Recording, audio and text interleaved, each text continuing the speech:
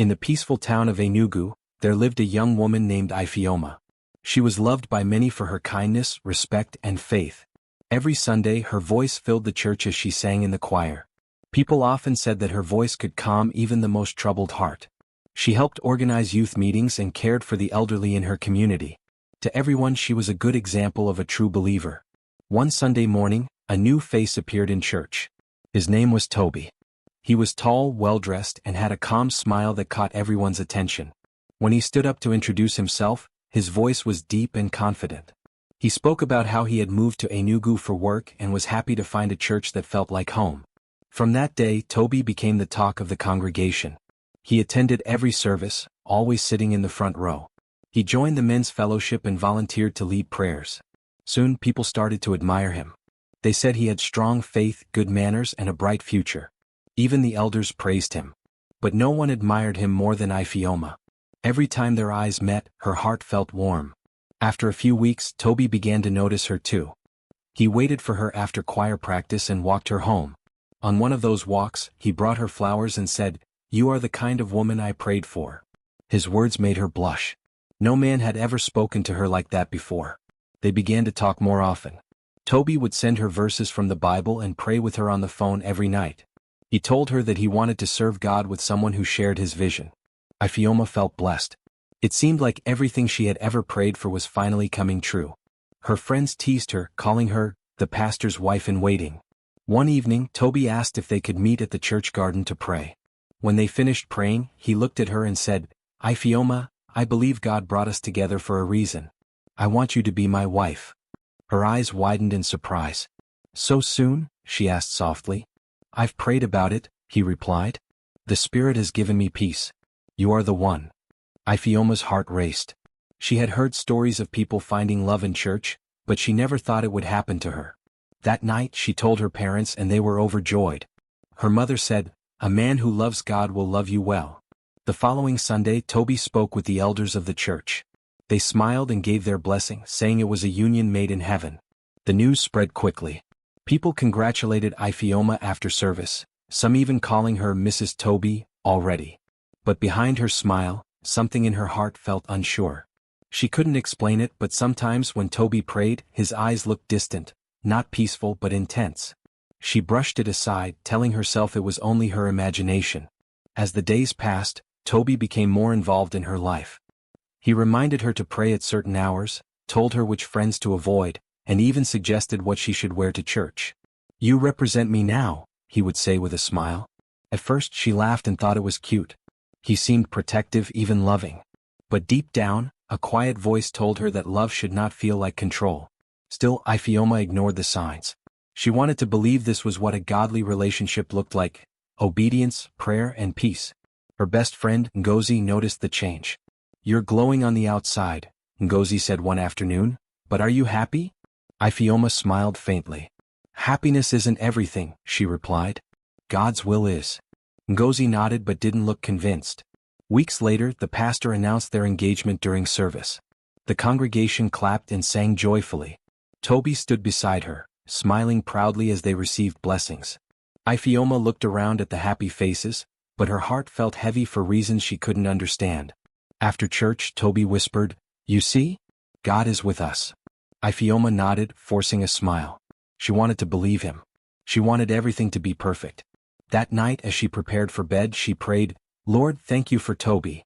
Please help me be a good wife." But after her prayer, she sat in silence, feeling something stir inside, a quiet worry she couldn't name.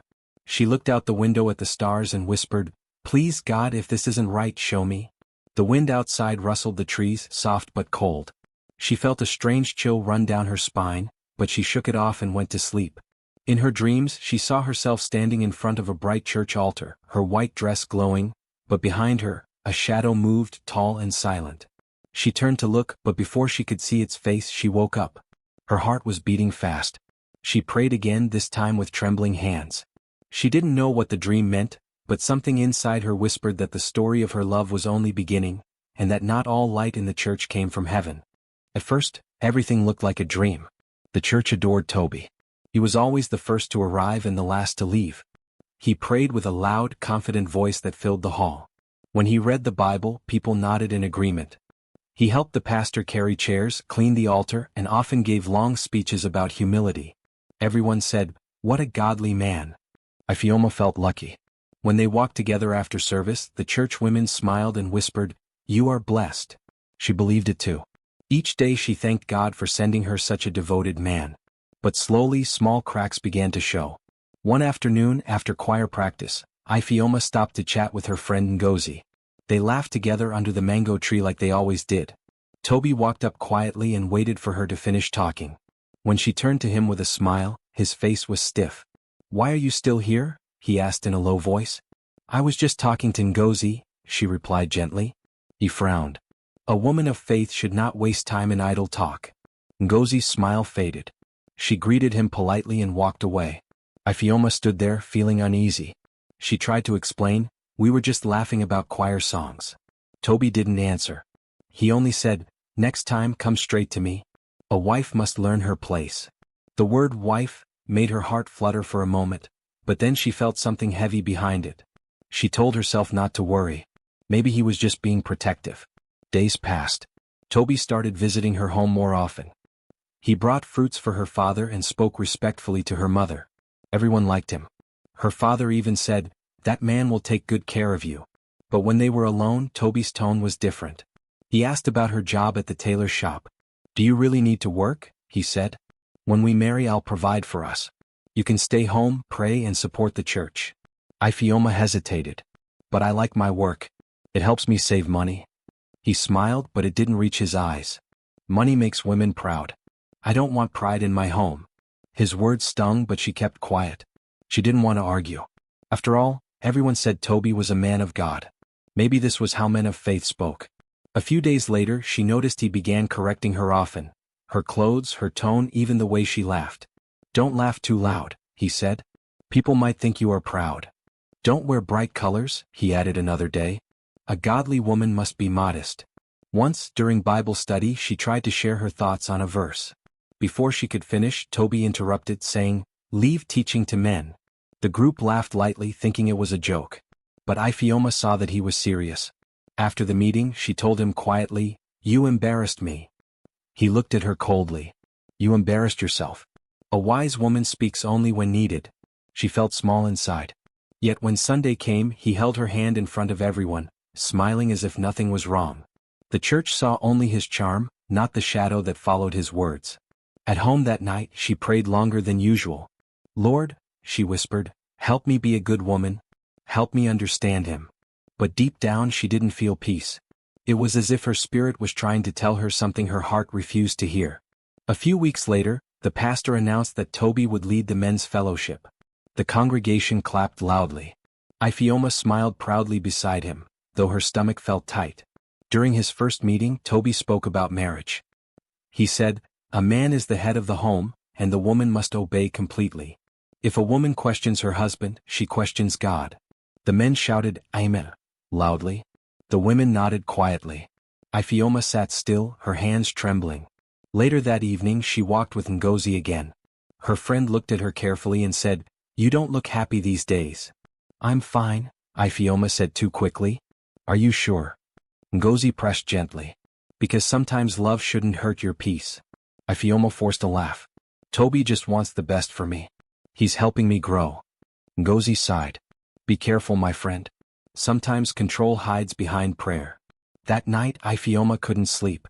Toby had sent her a long message reminding her to avoid worldly friends and to dress humbly for God. She read the message again and again, her heart twisting. She remembered the early days when he had called her beautiful and confident. Now he made her feel guilty for being herself. A few days later she wore a bright yellow dress to church, a gift from her mother. Toby's eyes narrowed when he saw her. During service he barely looked her way.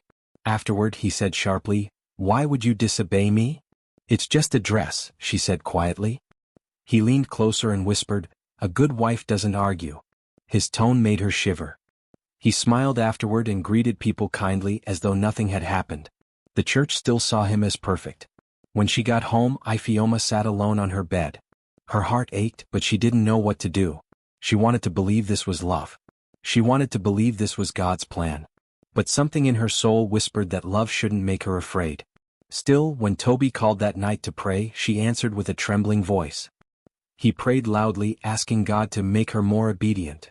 She said amen, though her eyes filled with tears. After the call ended, she sat in silence. The house was quiet except for the sound of her clock ticking. For the first time she began to wonder, was this really the kind of faith God wanted from her? Outside, the wind blew softly through the trees. It carried a faint whisper as if the night itself was warning her, be careful what light you follow, not every light comes from heaven. The afternoon sun poured softly through the windows of the church office. Dust floated in the air like tiny golden sparks as Ifeoma swept the floor. It was her favorite time of day, quiet, peaceful with the faint sound of birds outside. She was helping the church secretary arrange old hymn books and papers that had piled up over the years. As she lifted one stack of hymn books, something caught her eye, an envelope wedged between two old folders. It looked worn and yellowed as if it had been there for a long time.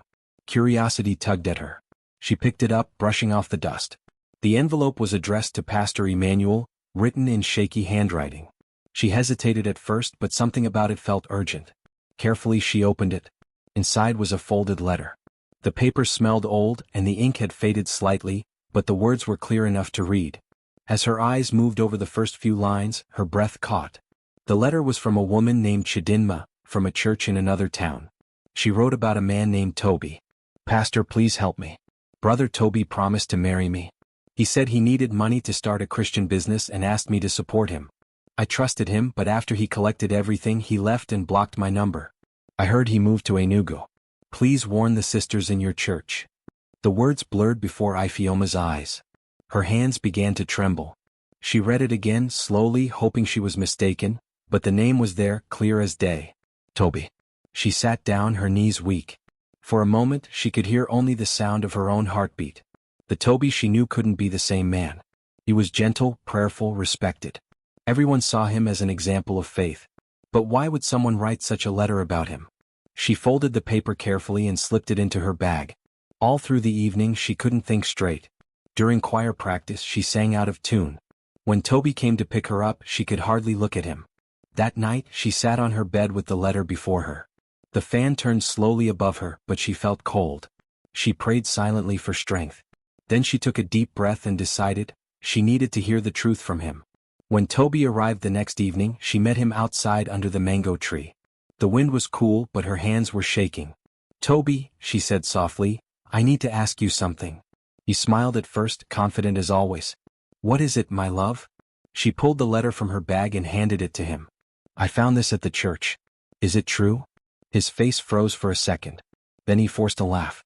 Where did you get this nonsense? It was hidden in the office, she said quietly.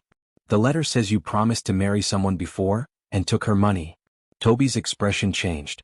The kindness in his eyes turned hard. That woman lies, he snapped. Do you believe gossip over me? The devil is using you to test me. But the letter? I said it's a lie, he shouted. Do you think a man of God would do such a thing? His voice echoed through the compound. Ifeoma flinched. For a moment she saw something new in him, anger mixed with fear. His eyes darted away from hers, refusing to meet her gaze. Then tell me the truth, she whispered. Look at me and tell me she's lying. He didn't answer. Instead, he turned his face aside and muttered, You don't trust me. Maybe you're not the woman I thought you were. Her heart sank. The silence that followed was heavy. She could feel the distance between them growing wider with every breath. When he finally left, she sat under the mango tree for a long time, staring at the ground. She remembered the way he used to call her a blessing from God. Now his words felt hollow. That night she went to her room, locked the door and knelt by her bed. Tears rolled down her face as she prayed. God, she whispered, I wanted to build a home with this man. But if this is not love, please show me. I am blind and I don't know what to do. Her voice cracked as she cried harder. The house was silent, and only the sound of her sobs filled the air. She prayed until her body grew tired, and then slowly she drifted to sleep. In her dream she saw herself walking down an aisle. The church was full, but the air felt cold. At the altar stood Toby, dressed in white, smiling. But as she walked closer, shadows began to rise around him, dark shapes that covered his face. She stopped, afraid. Then a soft voice whispered through the shadows, Do not marry a mask. She turned, but there was no one there, only light shining faintly in the distance. When she woke, her pillow was wet with tears.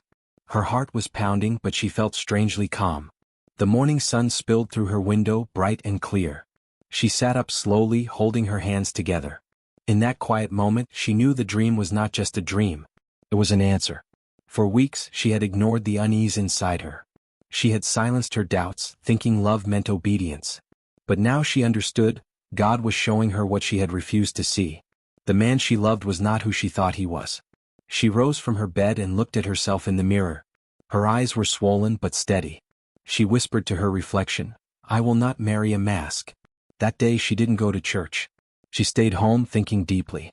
She remembered the times Toby had silenced her, the way he made her feel small, the fear that followed his anger. None of that had come from love.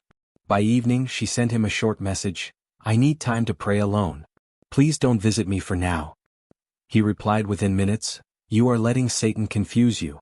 But this time his words didn't shake her. She put her phone down and stepped outside. The air smelled of rain.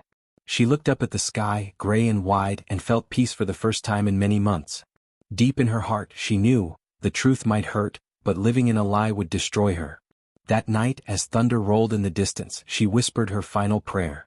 "God, thank you for opening my eyes. I will not marry darkness pretending to be light." And though her heart still ached, she slept with a quiet strength, the strength of a woman who had finally seen the truth. The morning sun shone brightly over Enugu, but for Ifeoma, it felt dim. Her heart was heavy even as birds sang and children laughed outside. Sunday had come again, the day she used to love most. Church had always been her place of peace, her second home. But now, the thought of stepping into that building made her hands tremble. Still, she dressed quietly and tied her headscarf neatly. Her mother noticed her silence at breakfast. "Are you well, my daughter?" she asked gently. "I am," Ifeoma said, though her voice was faint. As she walked to church, each step felt heavier. The path was the same, but the meaning of everything had changed. She had made her decision, a decision that would shake more than just her own life. When she arrived, she saw the crowd gathered. The service had already begun.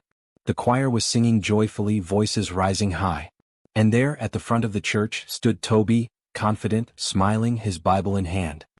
He looked radiant in his crisp white shirt and dark trousers. When their eyes met, he smiled at her as if nothing had happened. Ifeoma's chest tightened. After the choir finished, Pastor Emmanuel gave a short sermon about faith and love.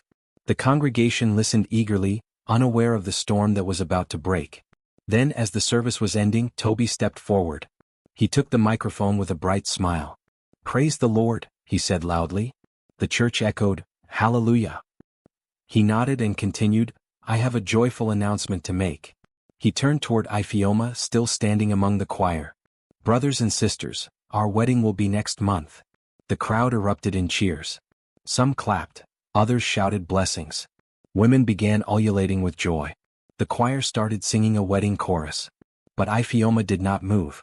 Her hands were frozen by her side. Her throat felt dry. Toby beckoned her forward with his usual charming smile. "Come, my beloved," he said proudly, holding out the microphone for her to speak. For a moment time stood still. Ifeoma looked around. Every face she saw was filled with excitement. People who had believed in their love, people who had prayed for this union. She knew that her next words would change everything. She took a slow step forward. Then another. Her heart pounded so hard she could hear it. When she reached Toby's side, he whispered, "Say something sweet to them." Ifeoma looked at him for a long second. His smile was wide, but his eyes were cold. She took the microphone gently from his hand. Her voice trembled at first. "Before we celebrate," she said softly, "I must speak the truth." The music stopped. The laughter faded. A few people exchanged glances, confused. "I have prayed for many nights," she continued. "I have asked God to show me His will. And now I cannot keep silent." The hall grew still. The only sound was the faint hum of the ceiling fan. She took a deep breath and held up a folded piece of paper, the letter she had found. "I found this in the church office. It was written by a woman from another town. She said that this man promised her marriage, took her money, and left her. I wanted to believe it was a lie. But God showed me the truth, not through anger but through a dream. In that dream, a voice said, 'Do not marry a mask.'" Whispers spread across the room. The pastor's eyes widened.